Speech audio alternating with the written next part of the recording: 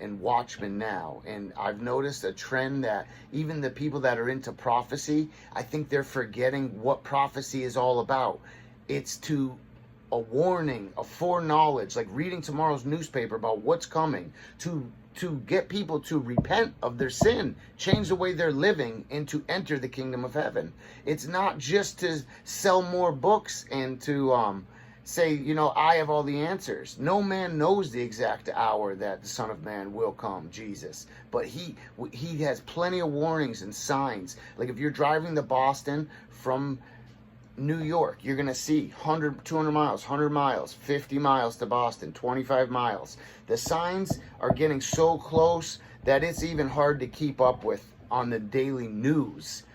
If you even watch that, to pick through spiritual eyes is the only way I recommend, because it's flooded with lies. But I just watch it sometimes to get my updates, to see on God's timetable and God's stopwatch, which is Israel, the center of the world, how far we are and how much time.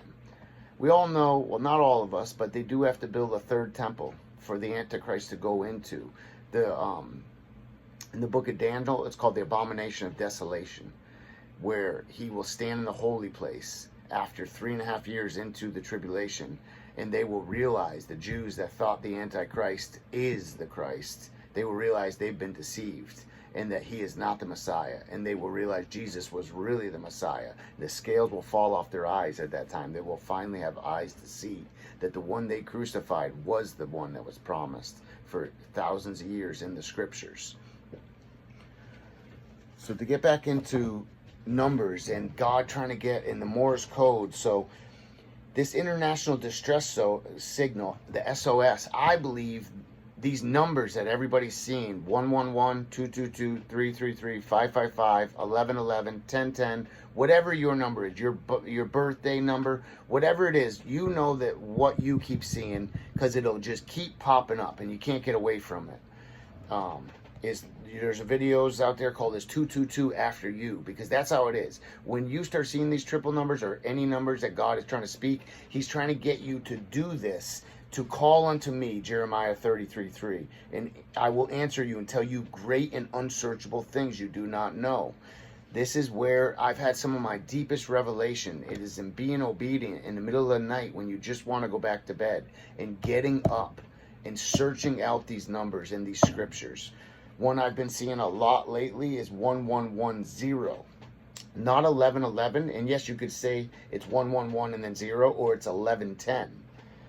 And I have found scriptures to back it up, and they all go to the same pattern, whether it's 1, 2, 3, 4, 5, 5, 5, 2, 2, 2, 11, 11, 10, 10. It doesn't matter so much what the number is.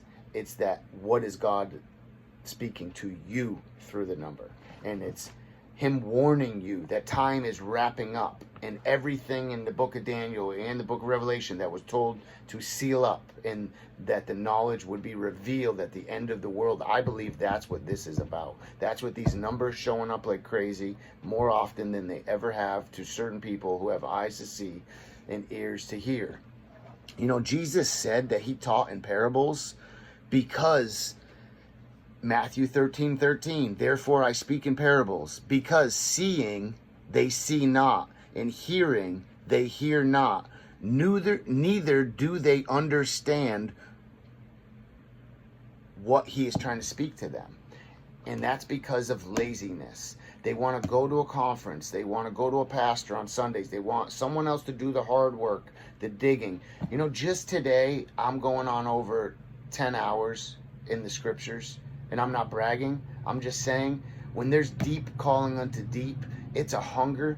I have some signs I'd like to share that go hand in hand with these numbers, and with, just being hungry for what the Lord has for us. I had some notes I had written down of signs that you are hungry, and that the Lord is speaking to you, and that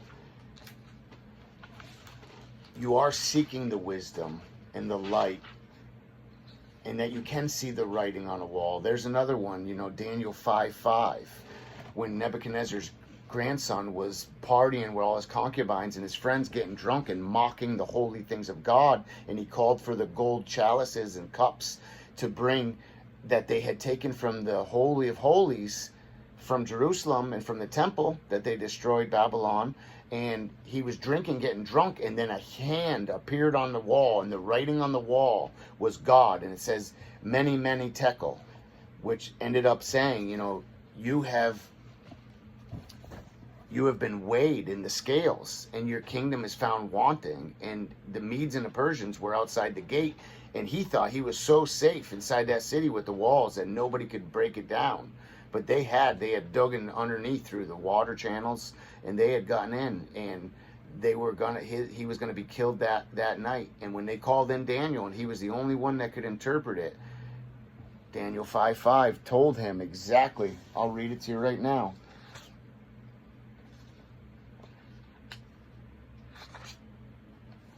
Daniel 5:5 says, suddenly the fingers of a human hand appeared and wrote on the plaster of the wall, near the lampstand in the royal place, in the royal palace. The king watched the hand as it wrote.